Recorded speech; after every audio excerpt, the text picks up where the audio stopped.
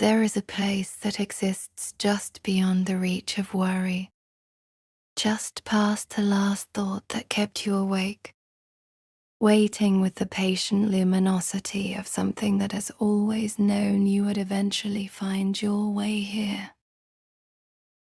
Let the weight of the waking world begin to loosen now.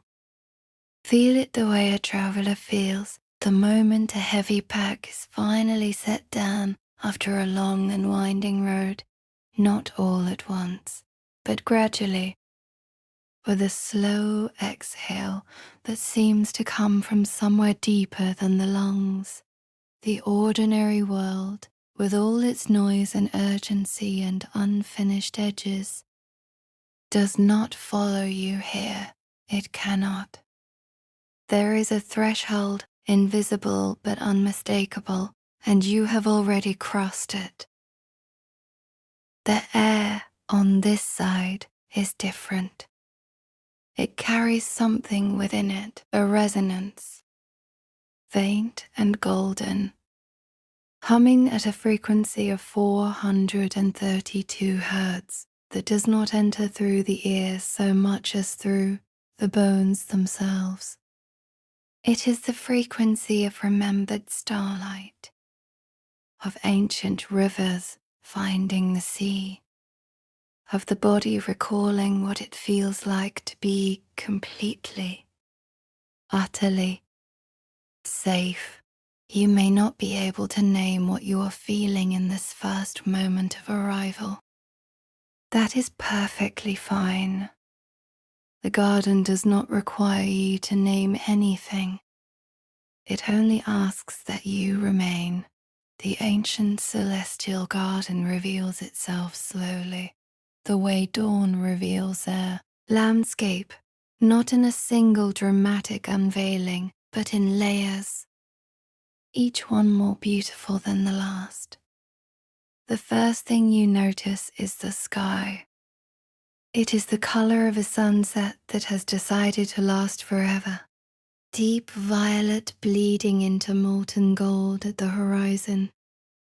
The two colors meeting in a band of soft rose that pulses gently, as though the sky itself is breathing. Towering mountains rise against this luminous backdrop, their peaks dusted with eternal snow that catches the golden light and holds it, transforming each summit into something that resembles a crown of quiet fire. The mountains are ancient beyond reckoning. They have stood here since before memory had language, and they will stand long after the last word is spoken.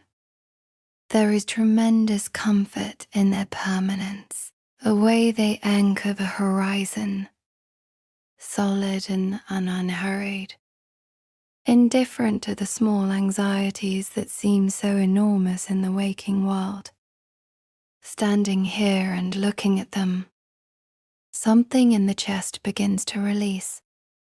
The mountains have witnessed 10,000 years of human worry, and they remain unmoved. Perhaps for just this moment, you can borrow a little of their stillness. Then the lake comes into view, and everything else becomes secondary. It is turquoise, not the pale, uncertain turquoise of shallow coastal waters, but a deep, saturated, almost luminous turquoise that seems to generate its own soft light from somewhere beneath its surface.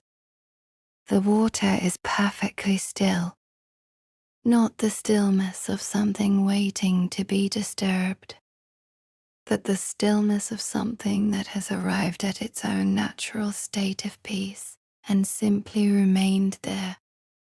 The sky above, the violet and gold and rose, is reflected in the lake's surface with such precision that standing at its edge produces a sensation of hovering between two heavens, the real sky above and its perfect twin below.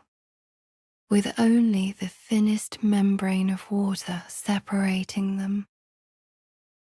The path to the lake's edge is soft beneath the feet. The ground here is carpeted in luminous moss, a deep, vivid green that seems to pulse with its own gentle bioluminescence. Each tiny frond catching the golden light and holding it like a cupped hand holds water. The moss gives slightly with each step, yielding and cushioning, so that walking here feels less like walking and more like being gently carried forward by the landscape itself. And then, at the lake's edge, the willow tree. No description prepared you for this. The willow is enormous, its trunk so wide that 10 people standing hand in hand could not encircle it. Time equals sign 900 milliseconds. Its bark silver grey and deeply furrowed, carved by centuries into patterns that resemble rivers seen from a great height. But it is the light that stops the breath. The willow glows from within, a soft silver-green luminescence that emanates from somewhere deep inside the wood, pulsing with a rhythm so slow and steady that it takes a moment to recognize it as a heartbeat. Not the tree's heartbeat alone, but something older, the heartbeat of the garden itself, of the living, breathing world that exists beneath the surface of all things.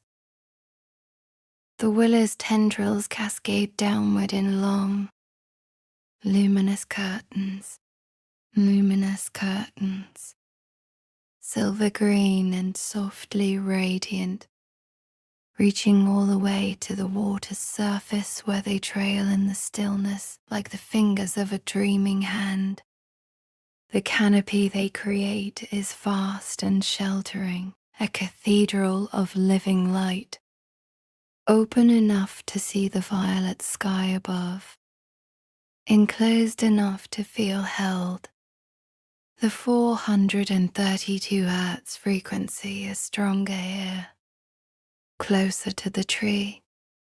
It vibrates through the soles of the feet and travels upward through the body in a warm, unhurried wave, loosening each layer of tension it encounters as it rises, ringing the lakeside in loose organic constellations are the bioluminescent flowers. They grow in clusters of soft blue, deep violet, and warm amber, each bloom no larger than a cupped palm, each one generating its own gentle, pulsing light. They do not grow steadily. They breathe, brightening and softening in a rhythm that, once noticed, seems to synchronize with the rhythm of your own breath. The amber ones pulse warmly, like embers that have found a way to be gentle. The blue ones shimmer with something cooler and more crystalline, like starlight condensed into petals. The violet ones seem to hum, not audibly, but in a way that can be felt in the chest, a soft resonance that harmonizes with the 432 Hz frequency already moving through the body. Somewhere beyond the willow, a river moves.